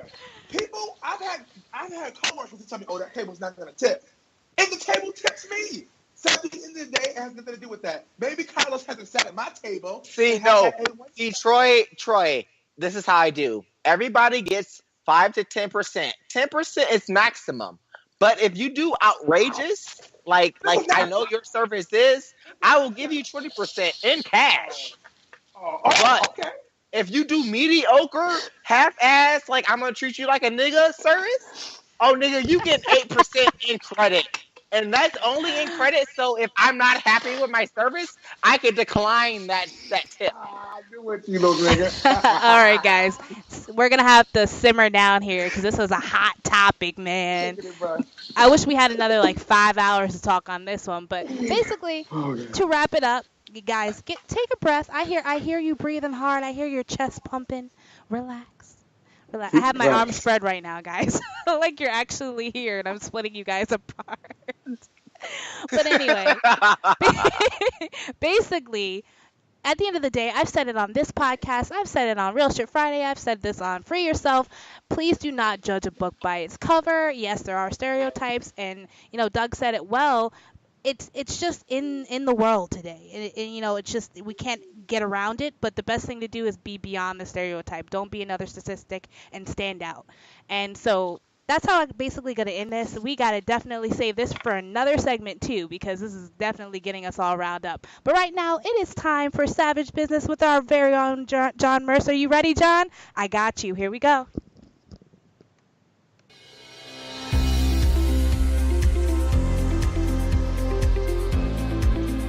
Oh man! All right, so we're out here with Savage Business. Had to cool down. Thanks, Courtney, for separating us. That was just a great job. So I want to do today's segment a little bit differently. So I mentor aspiring entrepreneurs in their early 20s, and I sent out an email to a group of them, asked them I asked all of them to listen to at least 2 or 3 episodes of the show. And I wanted them to send in a question, business type questions, to ask us. And I do. And I have a list of questions. And I'm just going to read the questions that they asked of you guys. And I want you guys to give me your honest opinion. How does that work for you guys? Carlos, Doug, Courtney? Great. Love it. I like participation activities. Yes. I don't even know what the fuck that means, but I'm all for it. Yeah, I don't know what that means either. I'm apparently not woke to that. Oh man, get woke, get lit, son. I'm trying to get woke, All right, so this question comes from Sarah in Denver, and I'll start with Doug on this one. Actually, no, I'm going to start with Courtney. So this comes from Sarah in Denver. Courtney, what was your biggest aha moment? What was the biggest epiphany that you had to encourage yourself to be successful? And what was the biggest epiphany that you had to encourage yourself to become a successful business person? What was your biggest aha moment? That's hard to answer because there were several, but I guess I'll speak on the biggest one. Probably because I was a vendor one time at events. I was a vendor for several years. What I did is I made little trinkets and jewelry and coasters. I'm a very crafty person, so I made a whole bunch of things by hand and I would sell them at different vendor shows. And what got me into the business I'm doing now, which is public event management and production, is I was attending an event. And I was looking around and I noticed that I saw this one family scrambling and trying to answer people's questions and helping people set up their tables. And I realized that that whole big event, which was put on in a hotel, it was a comic convention, was run by one gentleman and his 2 parents. And I was like, what? Because I'm sitting here thinking these events are put on by big, giant corporations that have 1 million of these a year. And they're, they have buku bucks. And it was just literally just these people that were just like me and my family. And I was like, holy shit. I could do this. Because every time I've been a vendor, I'm like, oh man, if only I could set this up. I don't want to. I mean, I loved being a vendor, but I've just always wanted to have a challenge and wanted to do something where I can create something from nothing and have it blow up into something giant. And at that moment, I'm like, I need to do this. I can do this. This guy and his two parents are doing it and it's going off without a hitch. I can make this happen. So I went home and I put my plan together, my business plan together, and I said I am going to be an event producer. And that was kind of the starting point of that. My aha moment was aha, I'm fucking doing this. That's awesome. That is awesome. Carlos, what about you? What was the aha moment that you were not going to work for other people? You were going to work for yourself? So it kind of goes hand in hand with my last segment. I worked customer service from 16 to about 19 to 20 years old. So it was like a good 4 to 5 years. And I worked my way up to corporate management. So I was offered a job at Michael Kors Industry. I don't know if we can say that, but like it was at Michael Kors. And the only thing that they said was your natural hair is a problem for us. And it had been a problem when I was working for them. God. But I made do. Like I straightened my hair. I did certain hairstyles that they accepted. But when I got offered a senior position, it was like, you need to abide by this certain look or you don't work here. And that was my aha moment. My aha moment was I had just started to do YouTube videos. I had just started to do like social media. And not to toot my own horn, but like a lot of people don't know who I am. Like I've had over 2 million views on YouTube, Facebook, and all social media platforms. I have a lot of social media standing, which why when I speak right now, when I've just realized that responsibility when you speak, you kind of influence people. So you have to be careful with what you speak about, which is why I sometimes like stutter a little bit, because I'm not stuttering because I don't believe what's true. I'm stuttering because I want to say what's correct because I have a lot of people following me. So my aha moment was I left my stability as in corporate America. I went to college for this. I went to college to work for a very successful company. I went to college to run their political and their social media stature. But the only thing that was the problem was my hair. And I left a good job for my hair. Honestly, if you ask me right now, I would have fucking cut my fucking hair off. But at that moment in my life, and the political statute, what was happening, and that was when Obama was leaving office, Trump was on his way to be coming into office. Like, being black was such a big thing. Being who you are was such a big thing. And that's something that I put in front of my career. And to be completely honest, I kind of regret that, because I could be making a whole lot more money. And honestly, I wouldn't be in the problems that I am now, because now I'm a black activist. I'm a black, like in Seattle, I'm considered a black revolutionist. Like, and it's too hard to like hold. And I wish I would have just taken the easier path of just going with what was in the norm. But I believe that like just going with what your heart is what you need to do, and that's all I ever do. So it's up to you guys.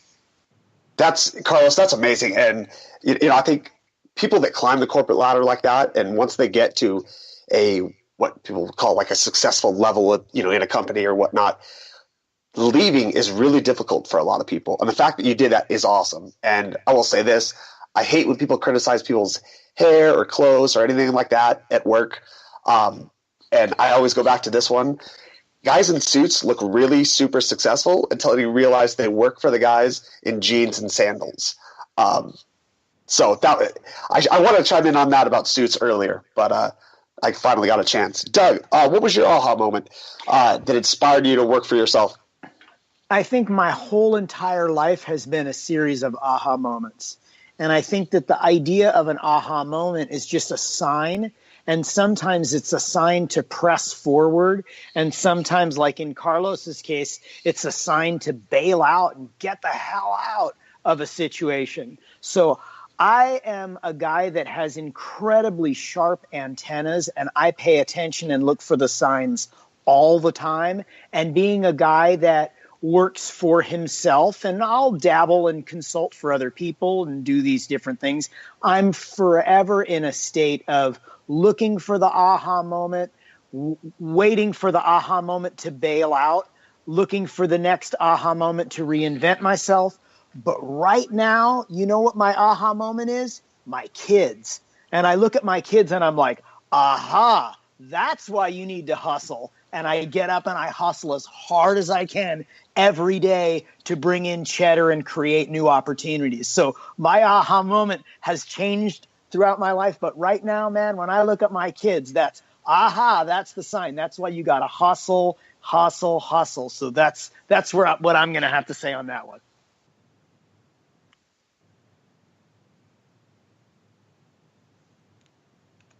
John, are you talking and your mic's not on? Yes, I was. I muted myself. You probably And I said was a like, whole "Why?" bunch of like really like inspirational shit, didn't I you? did. I was. And then now it's just wasted. Now it's just wasted on myself. It's okay. Well, Doug, that was great. I said some inspirational stuff to myself that was really inspiring, but yeah. Well, now I'm just We believe now you. I'm flustered. We believe you. Troy, you still around?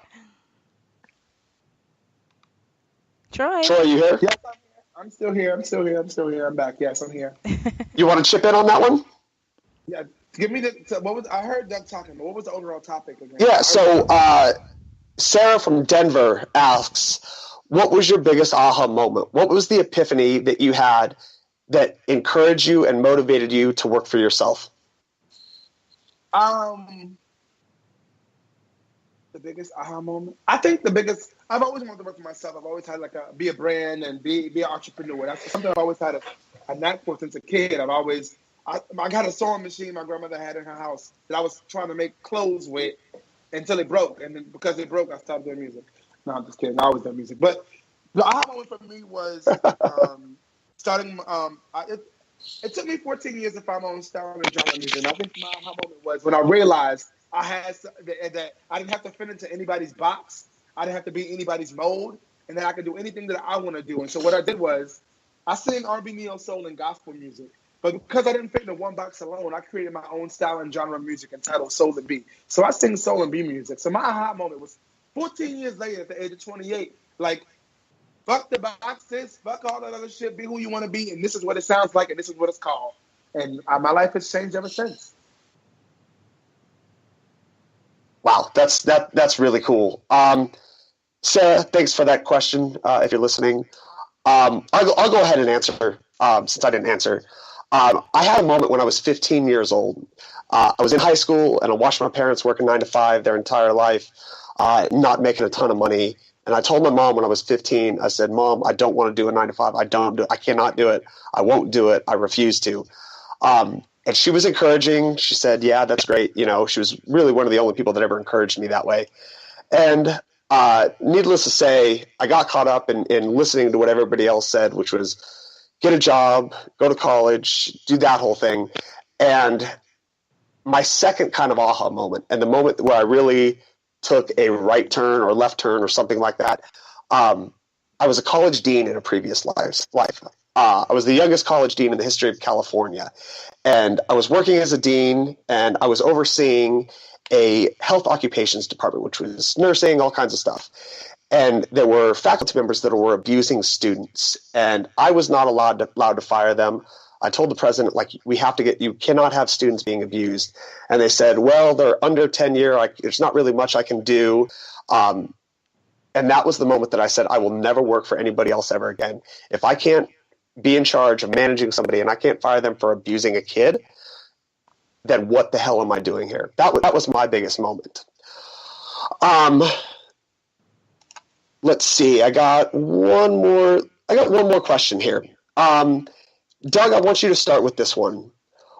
What scares you the most in business and working for yourself? What is your biggest fear? What scares you the most? That you're late to something. That basically that you're late to it, that you didn't foresee how the market was changing, that you're frozen in time and you're not being fluid and adapting to how quickly, whatever sector you're in, it's constantly changing. So my biggest fear would be would be to be behind the curve as opposed to doing my best to look forward. And man, I'm not a guy that really looks backwards other than to grab information to reinvent new things. So my biggest fear would be to be kind of like having your feet stuck in cement and frozen and not being able to be very, very fluid and make vertical and lateral moves forward. So my biggest fear would be being stuck and not paying attention. Yeah, you know what? I have a very similar fear, and not seeing it, especially something that was right in front of my face in terms of business and entrepreneurship, and being behind and not seeing it, not listening. Yeah, totally gets me as well. Courtney, what about you? What's your biggest fear in working for yourself and being an entrepreneur? I don't know. I guess my biggest fear is probably having too many ideas and rushing into things, because I feel like I've been so careful up until this point, but I always am coming up with so many new, like, innovative ideas to create events or I do a lot of marketing as well and graphic design. And I always want to take on so many projects at once that I feel like sometimes I spread myself too thin. And I feel like I'm going to end up having a breaking point. So now I'm at a point in my life where I'm really trying to get rid of all of the extra baggage that comes with owning a business and getting rid of things that cause me stress, and kind of downsizing to making things a little bit less confusing and all in one place for myself, so that I don't get to that point where I'm like, I have all these ideas, but I have nowhere to put them and no way of getting them out there because I've taken on all these other projects. So I think my biggest fear is definitely just burning myself out, but I don't think that they'll ever get to that point because I've been very smart and careful and kind of organized. And I think that I know myself enough where that's never going to be a factor, but that's definitely my fear. How do you, and I'm just curious on this one, how do you organize and prioritize your goals and your ideas? It's more just whatever seems more viable at the time, like, as far as, financial, or just, do I really want to sacrifice a work-life balance this much? And that's one thing that I'm really big on. If I ever have a brick and mortar, if I ever have a very giant staff, I want everyone to know that how important it is to have a good work-life balance. For me, I want to be able to have up to 5 events a year. I know right now it's not possible because I have a lot of other personal things in life, things that I would like to achieve too. So right now I'm going to stick it to 2 events a year to, grow a new one just as slowly and as carefully as I did the first one, that's now getting bigger and more prominent, and we have a lot more headway. So I think I'm just going to continue keeping it to that, like just knowing what my priorities are, personal and business wise, and making sure not to have them collide too much where I feel like my whole life is work, basically. That's kind of how I organize it in my head, and then it just kind of works itself out over time. Yeah, that's great. I mean, it's kind of a classic entrepreneurship issue where everybody has all these ideas and genius ideas that they have on the fly, and organizing and prioritizing those, I know for me is difficult, and especially new people that want to be new, aspiring kind of entrepreneurs. Yeah, they struggle with that, and it's not easy. So I appreciate that. You know what? Troy, what about you? Real quick, I just want to say one thing. My husband also always gives me this advice, which is great. If something is working, let it keep working 10 times harder. So stick to what is working at the moment and build things on the side, as carefully as possible, but always work and build on what is giving you the most, financially the most happiness, and just build on what's currently working. So that's kind of my advice to you and whoever else is struggling as well. Yeah, that's tremendous advice. Troy, what about you? What scares you in working for yourself in that environment? It was 2 things. One thing to piggyback on what Courtney said, it's putting. I'm a man of many trades. I have a lot of things that I do. So putting all my eggs in one basket, putting all my eggs on spreading myself too thin, and not being able to really get done what needs to get done is one of my biggest fears. And the last thing was really allowing my fears to stop me from getting opportunities. Our fear is our biggest killer. It stops us from doing things that we need to do. And I feel like, it has stopped me in the past from some things. And so not allowing my fear to get in the way of my opportunities. And I think that's the most important thing. Second thing I wanted to leave off with for our listeners. And I think that was, and that's it. That's all I have to say in regards to that. And love this segment. It was dope. Yes. Yeah, and it's true. I mean, everything that somebody wants and desires in life is really on the other side of all their fears. Yes. And I mean, it's about not succumbing to that fear and not letting the being scared overwhelm you.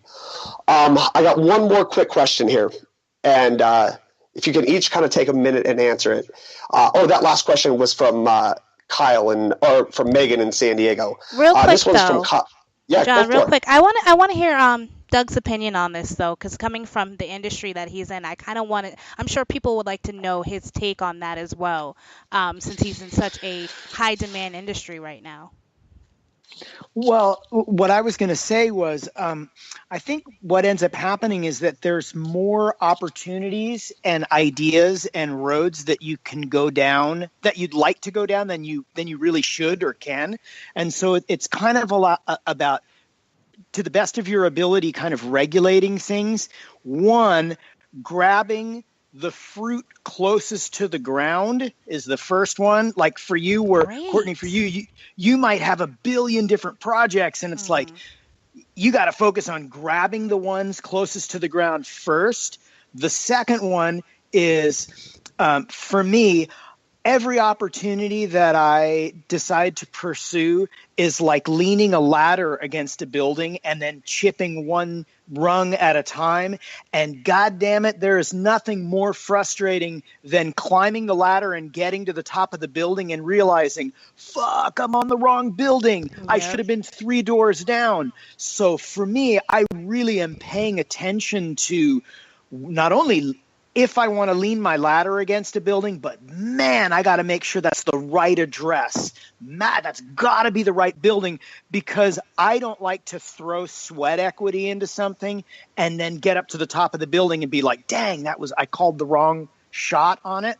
And then the last one is, as I'm looking at opportunities, I look at opportunities or problems that might come at me, and I turn them into something that we'll just say, let's say, that are like balls, and some of them are glass balls, some of them are rubber balls, and I learn to identify which are the ones that I need to grab right at that moment before they hit the ground because they're glass, and which are the opportunities that I can let bounce and back up into the sky and catch on the second grab, and really being able to, for Doug, pace myself out so I know that's an opportunity I don't need to tackle right now. But if I just simply reach out to that person and say, hey, Bob, I like your idea. Is it cool if you hit me back in 3 months? Versus, oh, my God, I got to talk to Mike tonight, because if I don't talk to him, that gig's going away. So it's really identifying all the opportunities that come at you as an entrepreneur. That's a great answer. Since we only have right about 2 minutes left here, I want to ask one real quick short question. This is from Christian in Los Angeles. Courtney, you could start with this one. If you could change one thing that's holding you back, what would it be and why? It would be probably my A-type-ism. I just have the tendency to want to do everything on my own.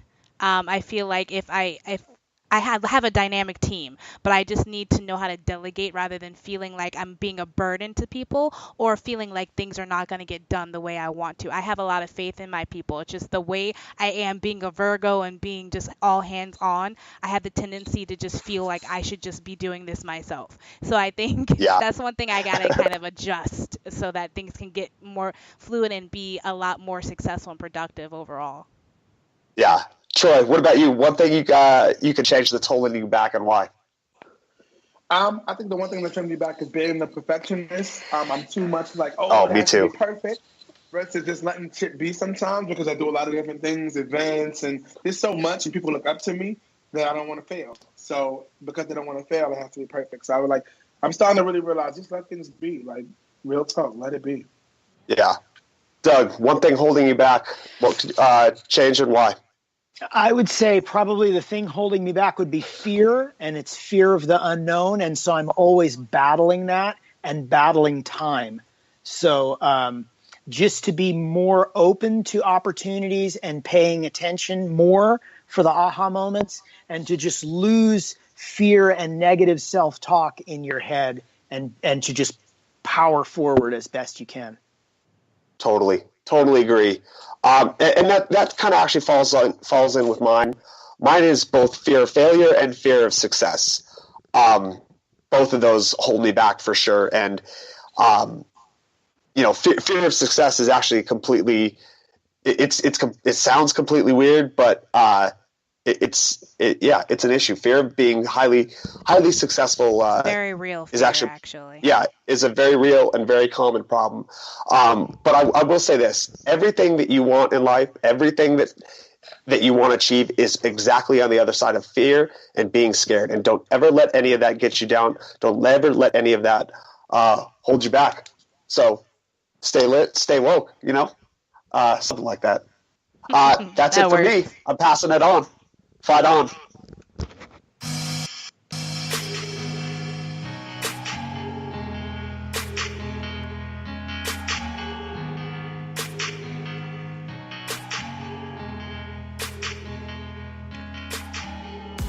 All right, guys.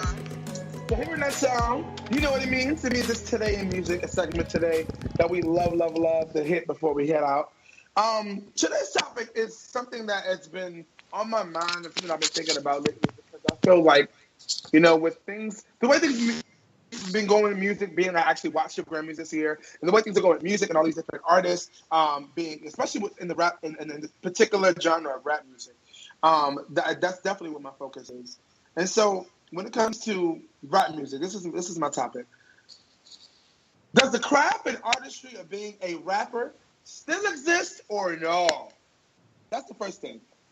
With artists like Jay-Z, Kendrick Lamar, and Drake, and when you start to compare those artists to people like Cardi B and mumble rap, cloud rap artists of today, those things that are really popping, how does that compare to that? Because I feel like it's definitely a different artistry, and I feel like people don't talk about it that much, and I feel like that's why I had to bring it up, because I'm not hating on anybody's success. I think success is great, but as an artist and then as somebody who takes their artistry very seriously, I'm not a rapper, and because I'm an MC that can flow a little bit, I still don't consider myself a rapper, because it's an artistry to be a rapper. So I'm gonna start. That's what it is. Do you think the craft and artistry of being a rapper still exists or no? And I think it sounded like that was John or Doug. I'm not sure. I want to keep you go to John, because I feel like that was you. I want to know what your opinion is on that, because you believe you must have heard the power of my voice or something. What was the question again? Does the craft and artistry of being a rapper still exist or no? Or no? Okay, I thought that was it. I think it is. I think it's kind of. I think a lot of people look at it as it's not. I think sometimes a lot of people can think of it as not being a skill, but I think it's totally a craft. It's totally an art, and to do it really well, I think is really difficult. And I'm not a rapper. I'm not a singer. It's not me. It's not my skill set. So I definitely have a serious respect for it. I think to be really good at it is really difficult, and does not come along very often. And I think kind of when you hear something, like when it's really artistic, when it's really done well, I think you hear it right off the bat. I honestly wish more people did value that and really look at that as an art, because I truly think it is. That's my opinion on it. Gotcha. Thank you so much, Doug. I appreciate that. I mean, it's definitely something that you have to appreciate, because it's never going to go anywhere. But the reason why I said that, because I did research, and it's only 62 subgenres of hip-hop. I never even knew this. How many? I'm like, this is crazy. 62. I'm going to get to that later, after we get to these comments. 62. But I'm going to go to Doug right now. Doug, you think based on the artist, in regards to artists like Kendrick Lamar, Drake, compared to artists like Cardi B, Mumble Rap, right? Give me your opinion. Okay, so here's my opinion. I saw Hamilton at the Pantages Theater, and that's my answer. So the reality is that particular art form is alive, and it's how you spin it and how you use it and it will continue to reinvent itself. And the question is, how will Troy put his stamp on it? That's the big question. But I'm telling you, when I'm at the Pantages Theater and I'm watching Hamilton and people are rapping, I'm thinking, holy smokes, we're a long way away from the evolution of rap music from the 70s. So I believe it's alive and there's an opportunity. And the question is, how are you going to put your stamp on it? That's the big question. I love it. You are amazing, Doug. I'm going to answer that question. I'm going to answer it after this commercial break. We're going to have Courtney go right now. I want Miss Courtney to that. I'm the commercial break. Right, because you can go on for hours. I was like, I can go on this topic forever, but I'm just gonna say this. I actually thought we were gonna actually have a commercial break. You I sold me was on excited. that, Troy. I was like, Troy pulling out some shit. What? No. I was like, what's happening? Like, we got a commercial now? Some shit y'all don't even know about. Don't even worry. Right? It's coming now. I was like, how do I not know this? But anyway, Right. I personally am gonna have a probably a very unpopular opinion.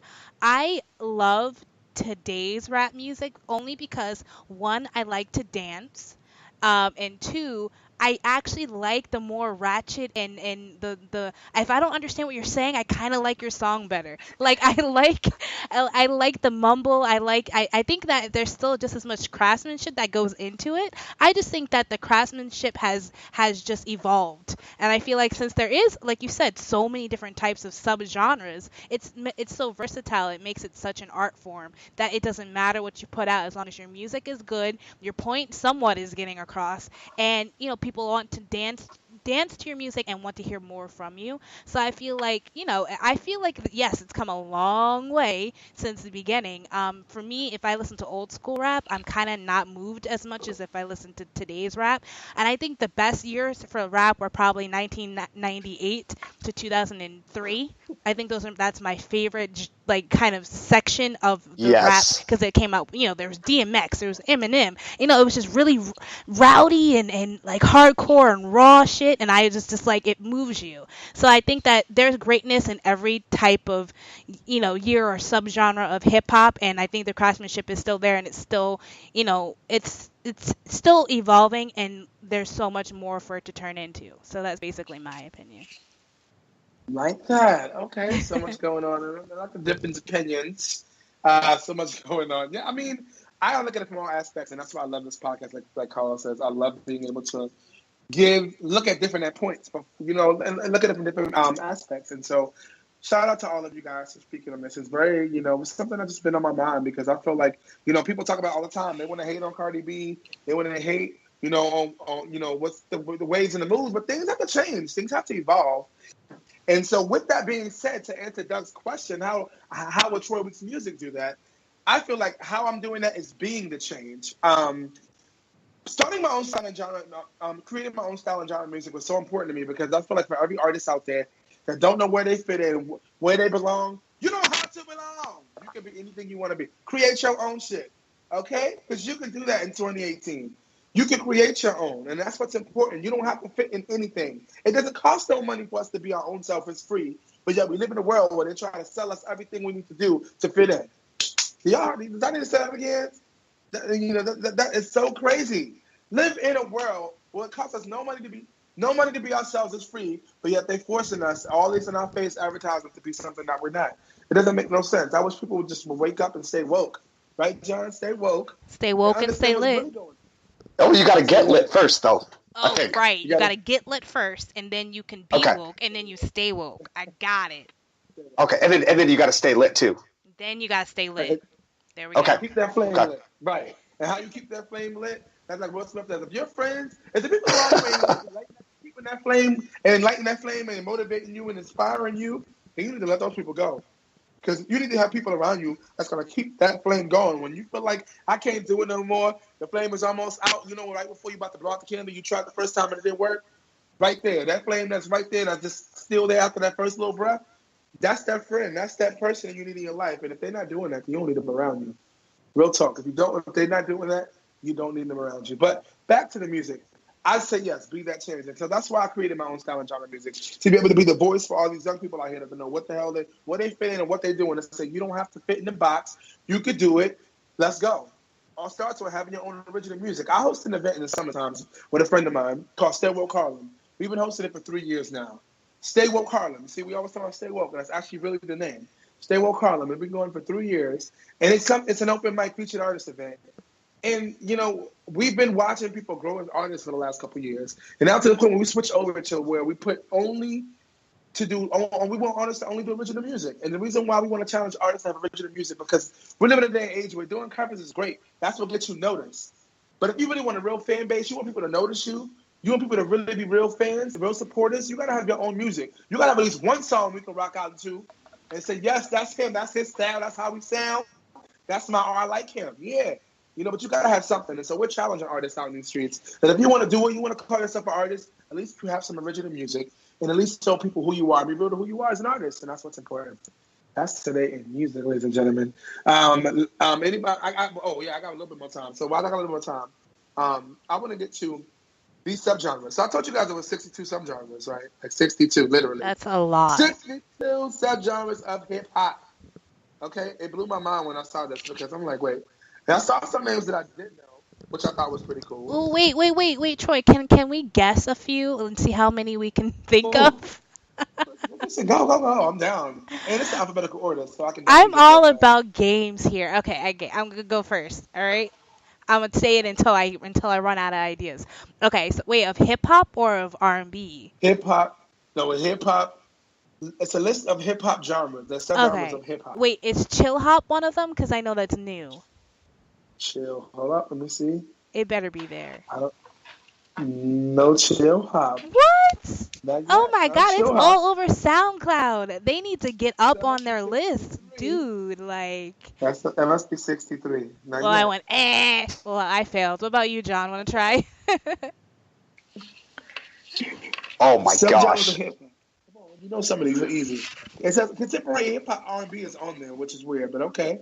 I didn't know that contemporary R&B was a form of hip hop, but I guess it is. Exactly. It's so weird. Courtney, what did you say? What was your answer? I said chill hop, and it's like a new genre. I don't know how old the list is, but it's like just came out, but it's all over SoundCloud. No, I don't think it's. I think it needs to be updated. But maybe that's one of them. I'm gonna have to research that. Is that like? Are they saying R&B for that, or is that in there? Which one? Neo Soul. No, let me see. Neo Soul might not be on this list. Right? That's what I'm saying, because I don't know where their mindset is on this. Okay, good. Neo Soul's not on this list. Well, gangster rap's got to be on it, or gangster rap, right? Gangster rap is on there. Ooh, trap music. Trap music. Trap music should be there. Hold on, let me see. Trap is there, yeah. Yes, bitch. What about? Is there like political rap on there? I think that's a subgenre. Cool. Then I gotta go back to the letters A, B, C, D, E, F, G. Political, no. Yes, Doug, political hip hop. get your guess. Oh yes. No, I'm not guessing. Where's Doug? I'm here. Get your guess in. What do you think's on that list? What do I think is on that list? What is it, like Dirty South? What was that like genre where it was like Dirty South? Which is probably my favorite. What do you say? Was that Ludacris? Was that Luda? Yeah, like Southern rap, I guess. Southern rap. And then wasn't there another one called like speed rap? Southern rap. They don't have Southern rap. They don't have Southern rap, but they do have crunk. That would be considered crunk. That is Southern rap. What was crunk? You said? Oh gosh, John, we gotta hip you to crunk. I guess so. I gotta get woke to that. Yes. Right. What'd you say, Doug? You said one more. Speed rap. Wasn't there another like subgenre that was about like rapping as fast as you could possibly rap? It has to be. I don't say it doesn't say speed rap. Like Busta Rhymes and all of them. I thought that was Busta. That's not. Yes. That's not mumble rap. Mumble rap. The definition for mumble rap is basically saying there's words you can't you speaking in a way that we can't even hear what you're saying. So we just we're just vibing pretty much. That's what the definition says. Matter of fact, let me click it to give you the exact definition of mumble rap. Mumble rap is a controversial term usually used provocatively for a subgenre of trap music. originating early to mid 2010, early to mid 20,000 to 2010 in the United States. A perceived lyrical a lack of it's considered a lack of lyricism, and which has been attributed to mumble rap, hence its name. So because it's a lack of lyricism, pretty much that's what it's called. You ain't singing nothing. We sitting in a house doing it. Like that type of shit. Oh man, that was so lit. That was so lit. Right, let me go to the top and name a couple of like what is this? What about isn't there something like nerd rap or something like that? Hold up. Nerdcore hip hop. There you go. Nerdcore. Look It's at like John hardcore bringing and it. nerds. Yeah. Wait, they have porno rap. What is this? What is that? What? Sex rap, booty rap, or porncore is a subgenre of hip hop music that contains lyrical content revolving mainly around sexual explicit subjects. Wow. You know Brian Porno McKnight rap. did that for a while, right? Porno rap? No, he made porno like R&B songs for pornos. Ew. Yeah, What? no. Like, That sounds imagine gross. how it sounds. Like, I wanna jizz on your face, girl. Like, I mean, like, how Yeah. the fuck does it sound? I think that's exactly what it was. Just how you did that, Courtney. I think that's exactly what it was. Listen, wait, there's more. Hold up. They have no, that's not. Boom bap. It sounds like It's a style of cereals. production of hip hop music famous for its hard bass drum and snare drum. Oh, boom bap. Okay, wait. There's some crazy shit on here. Cloud rap. What the fuck is cloud rap? Okay, cloud rap. It's known as trill wave or bass music. It's a microgenre. Too many names. Microgenre of hip hop music. It is typically categorized by its hazy, lo-fi production. Oh. Okay, country rap. I guess it's simple, right? So country rap is a subgenre of popular music blending country music with hip hop rapping, also known as hip hop or rural rap. Yep. Okay, let me find one more, like maybe two more. Hip hop? Hip hop. That's what it says. Yes. I'm done. Yes. Wait. Jeep and gangster rap. Ghetto house. Oh, that sounds interesting. That sounds like something my booty cheeks are moving to. I want to listen to this. Ghetto house, booty house, or G house. Yes. It's a genre of Chicago house, which started being recognized as a distinct style from around 1992 onwards. It features minimal 808 and 908 drum machine-driven tracks and sometimes sexual explicit lyrics. Ghetto house. Wait. Maybe Gotta look that up. Maybe hyphy. No, hyphy. You heard hyphy before? What does that have to do with? Like hyphenated words? Like, I don't get it. No. The word hyphy is an Oakland slang meaning hyperactive. More specifically, as an adjective that describes music and the urban culture associated with the area. It was created by Oakland-based rapper Keek the Sneak when he used the term on his album, hyphy. I heard that song before. Even mob rap. Okay, we're not going there. Porno rap. We already said that. Give me one good one. Mumble rap, Stronda music, turnibalism. Okay, now we go in. No, we got That turnibalism. sounds All right, cool. like a disorder. Eating machines. Turnibalism. No, it's a DJ Q Bird manipulating a record turntable at a turnibalism competition in France. Oh, they have competitions to do this. Oh, shit. All this music Wow. talk has made me really feel like listening to some dope music. I think Doug Yes, it's totally time. has some to coming our way. I think we should probably get into still listening because I'm getting fired up, like John says. I got a question. Is there Hungarian death rap on there? Yes. Wait. That's last but not least. Hold up. Let's go back. For There's got to be. Hungarian. Hardcore, horror, hyphy. No, but you know what? No, it's not Hungarian. But there is Urban Pacifica. Urban Pacifica. What is It's that? known as Urban Pacifica. Oh, Pacifica? Are you sure it's not Pacifica? Oh, it is Pacifica, but it's spelled with a K. Sorry. It's spelled with a K. Don't judge me. I It's a believe subgenre you. of hip hop which combines American-style hip hop or R&B rhythm with Pacific Island instrumentals or ukulele. That sounds like a samples great from the girl's Pacific name, Pacifica. Pacifica. Shut up! Don't do me like that. All right. We're gonna keep over. It's time to keep moving. Time to keep moving. Courtney's coming for me. We got to move over to Still Listening with Doug, ladies and gentlemen. Thank you so much for tuning in to Today Music. Hey everybody, welcome to I'm Still Listening. I'm your host Doug Carrion, and in this segment I'm going to be highlighting the coolest independent hip-hop, indie rock, and electronic music now available on SoundCloud. Check it out. What's going on? I do have 2 tracks today. One of them's an electronic track and one of them's a hip-hop kind of rap track. The electronic track is an artist from Belgium named Atella. The song's called Alive.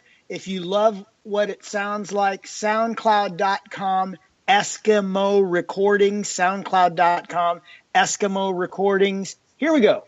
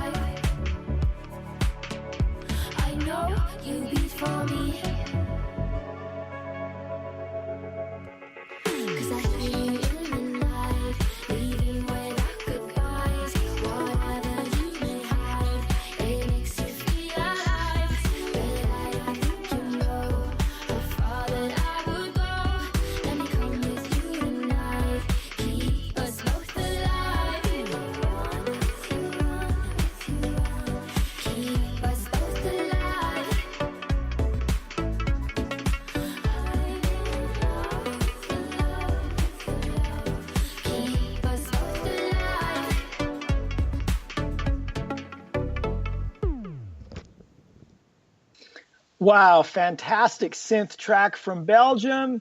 Second song up by the amazing Post Malone. It's a song called Candy Paint.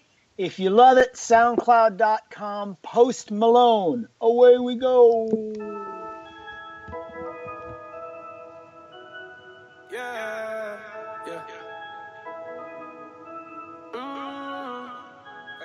Candy paint with the white on top. Lambo doors or the woo up drop. If you busy plotting on what I got, kicking your door, it's what you thought. $100,000 on the tabletop, half price my whip, same price my watch. Got no jumper, but I ball a lot. Bitch on your stony, I do it all. Candy paint with the white on top. Lambo doors or the woo up drop. If you busy plotting on what I got, kicking your door, it's what you thought. $100,000 on the tabletop, half price my whip, same price my watch. Got no jumper, but I ball a lot. Bitch on your stony, I do it all. Didn't know that was your girl when she gave me top. Kicked her out the road, said thanks a lot. Goddamn, I love paper like a Michael Scott. I can do things that your man cannot. Slab boy coming down, damn, I'm hot. Everybody say that I gotta be stopped. Even though my final form ain't none of that. I'm so ahead of you, motherfuckers. How you comprehend what you ain't understanding? Count 100 bands and I want your vanity. Diamonds going crazy like they on the dance floor. Got a lot of ass, nothing I can handle. Flavor that's whatever, you should try a sample. Baby, I'm the boss, like I'm Tony Danza. Everybody tryna tell me what I stand for. But you don't fucking know me, homie, you don't want one. Candy paint with the white on top. Lambo doors or the woo up drop. If you busy plotting on what I got, kicking your door, it's what you thought. $100,000 on the tabletop, half price my whip, same price my watch. Got no jumper, but I ball a lot. Bitch on your stony, I do it all. Candy paint with the white on top. Lambo doors or the woo up drop. If you busy plotting on what I got, kicking your door, it's what you thought.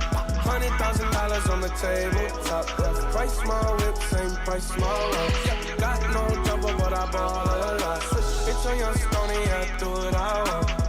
I've been rolling 28, hit the road. Hit the switch, up a suicide door.